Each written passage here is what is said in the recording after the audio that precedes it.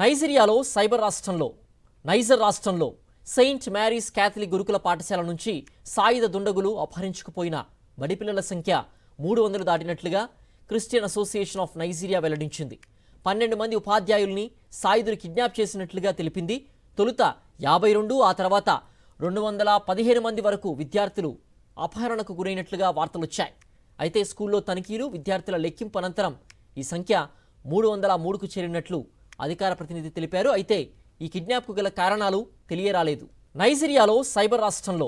Niger రాష్ట్రంలో Saint marries Catholic గురుకుల పాఠశాల నుంచి సాయుధ దుండగులు అపహరించుకుపోయిన బడిపిల్లల సంఖ్య 300 దాటినట్లుగా క్రిస్టియన్ అసోసియేషన్ ఆఫ్ నైజీరియా వెల్లడించింది.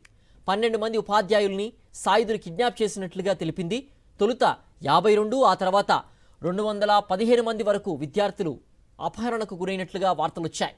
అయితే స్కూల్లో తనిఖీలు, విద్యార్థుల లెక్కింపు అనంతరం ఈ సంఖ్య 303కు చేరినట్లు అధికార ప్రతినిధి తెలిపారు. అయితే ఈ కిడ్నాప్కు గల కారణాలు తెలియరాలేదు.